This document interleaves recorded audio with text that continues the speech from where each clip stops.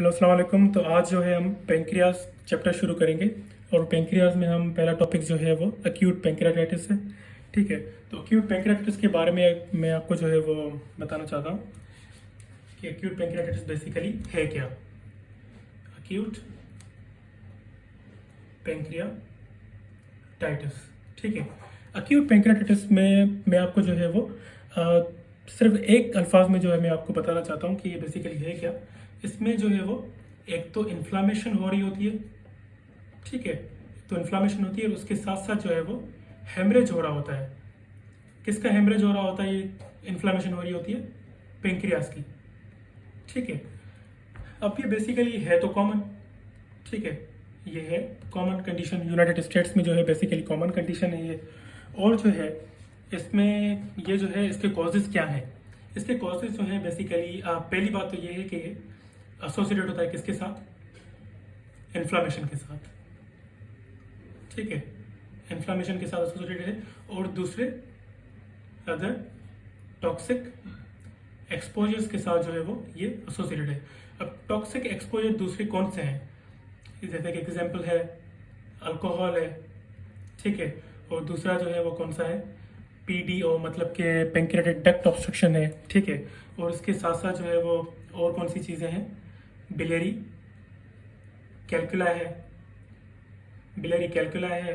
और उसके अलावा जो है वो इनहेरिटेड जेनेटिक डिफेक्ट्स हैं, इनहेरिटेड जेनेटिक डिफेक्ट्स हैं। और उसके अलावा जो है वो वेस्कुलर इंजरी है, ठीक है। और लास्ट वन जो है वो इन्फेक्शंस हैं, ठीक है।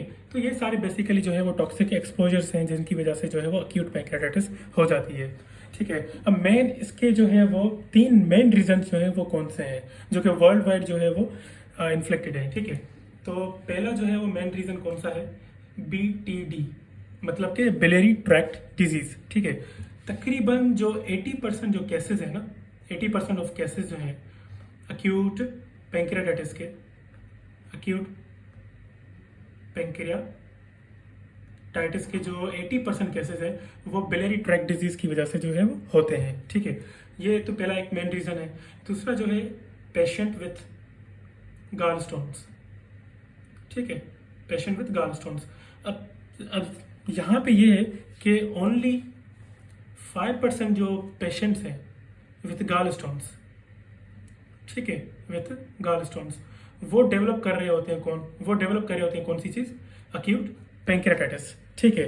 तो तकरीबन जो है अगर पेशेंट्स जो है वो गाल स्टोन्स से जो है वो सफ़र कर रहे हैं, मतलब कि उनके गाल स्टोन्स हैं, तो 60 to 65% जो केसेस हैं गाल स्टोन्स वाले, तो उनमें ज़रूरी नहीं है कि उनमें अक्यूट पेंक्रियाटाइटिस हो जाए, ठीक है।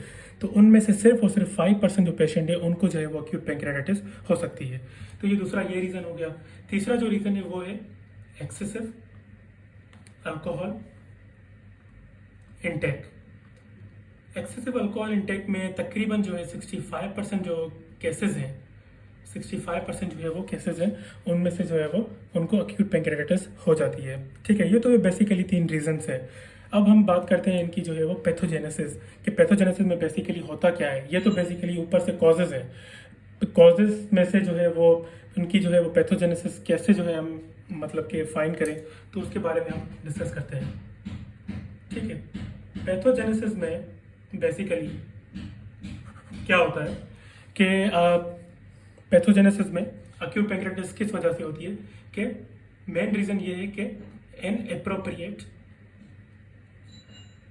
इनएप्रोप्रिएट अगर रिलीज और एक्टिवेशन हो जाए किनकी? पेंक्रियाटिक एंजाइम्स की, ठीक है। क्या हो जाए? इनअप्रोप्रिएट रिलीज और एक्टिवेशन हो जाए पेंक्रियाटिक एंजाइम्स की, तो फिर क्या होगा कि ये क्या करवाएंगे? It will lead to the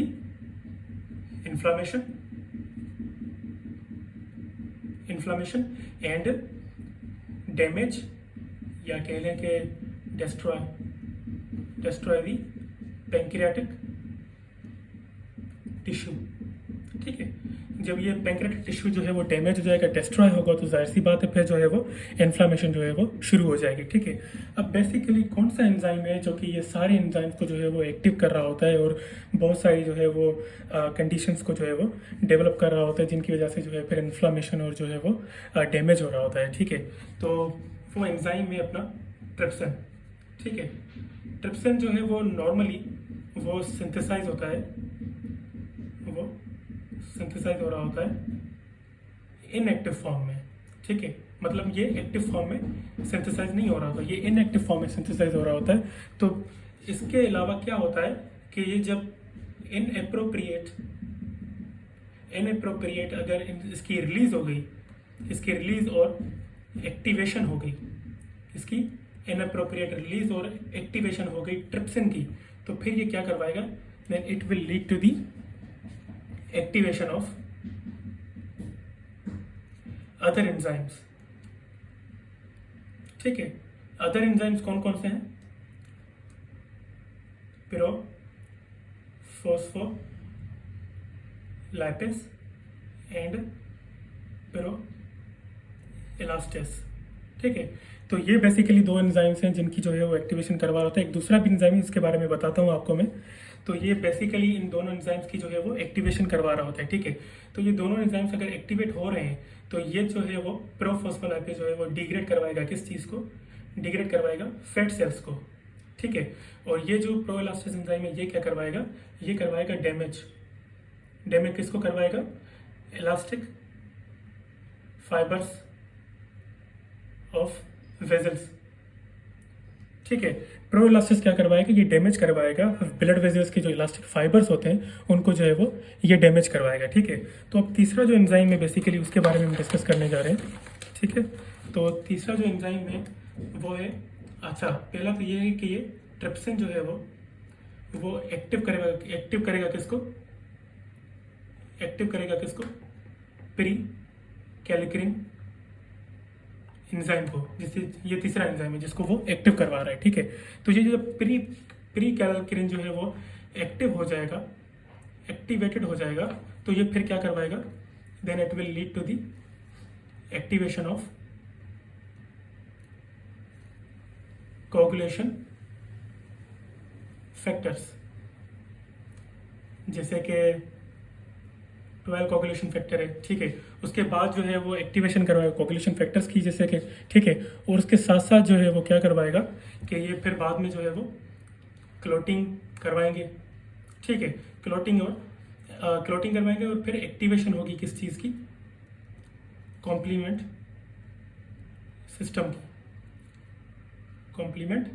system की। तो ये बेसिकली 3 एंजाइम्स है जिनको जो एक्टिवेट करवा रहा है, तो उनके बाद जो है फिर ये डैमेज हो रहा है, डिस्ट्रक्शंस हो रही हैं, तो ये सारी चीज़ें जो है वो पैथोजेनेसिस में आ रही हैं। तो अब इसके अलावा जो है हम बात करें कि अब जैसे कि आपको पता है कि ये सारी चीज़ें जो हैं वो एक्टिवेट हो रही हैं और फिर डैमेज करवा रही हैं, तो जाहिर सी बात है जो इन्फ्लामेशन होगी, इन्फ्लामेशन के साथ साथ जो है वो स्मॉल वेसल थ्रोम्बोसिस हो रही है। ठीक है, स्मॉल वेसल थ्रोम्बोसिस जो हो रही है, तो जाहिर सी बात है कि स्मॉल वेसल थ्रोम्बोसिस होगी तो उससे इन्फ्लामेशन भी है साथ में। तो उसके अलावा उसके बाद जो है वो क्या होगा कि वेजल्स की जो है वो कंजेशन हो जाएगी, कंजेशन के साथ साथ जो है वो उनका रप्चर हो जाएगा। ठीक है, अब जाहिर सी बात है कि कंजेशन होगी और रप्चर होगा, वो क्यों होगा, मैंने जैसे आपको पहले बताया कि पिरोइलास्टिस एंजाइम जो है वो डैमेज करवा रहा है elastic fibres of the blood vessels को। ठीक है, तो जाहिर सी बात है वेजल्स जो है अब वो वीकेंड हो चुकी हैं।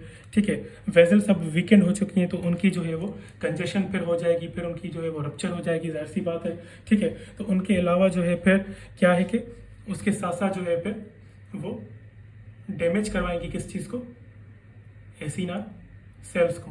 ठीक है, डैमेज करवाएगी एसिनार सेल्स को। डैमेज कैसे होंगे एसिनार सेल्स, डैमेज इस तरह से होंगे कि बार बार जो है वो इन्फ्लामेशन भी हो रही है, उसके साथ एडिमा भी हो रहा है। एडिमा होगा तो वेस्कुलर इनसफिशिएंसी हो जाएगी, मतलब कि ब्लड फ्लो जो है वो कंप्रोमाइज़ हो जाएगा। ब्लड फ्लो जो है अगर कंप्रोमाइज़ होगा तो जाहिर सी बात है कि वो आगे नहीं बढ़ पाएगा, मतलब कि कभी कभार वो आगे बढ़ पाएगा, कभी कभार मतलब कि वो रिस्टोर होगा, कभी कभार फिर वो रुक जाएगा। तो इस तरह से जो बार बार जो ये अगर कंटिन्यूस होता रहेगा तो उससे क्या होगा कि इस्कीमिक इंजरी हो जाएगी। किसको? एसी नर्व सेल्स को। इस्कीमिक इंजरी इस तरह से होती है जैसे कि ब्लड फ्लो बार बार रिस्टोर होता है, जाहिर सी बात है कॉम्प्लीमेंट सिस्टम जो है वो एक्टिवेट हो रहा है, तो फिर वो क्या करवा रहा है कि एसी नर्व सेल्स को जो है वो डैमेज करवा रहा है। ठीक है, तो ये सारा जो है वो इसकी पैथोजेनेसिस और इसकी डेफिनेशन थी एक्यूट पैंक्रेटाइटिस की।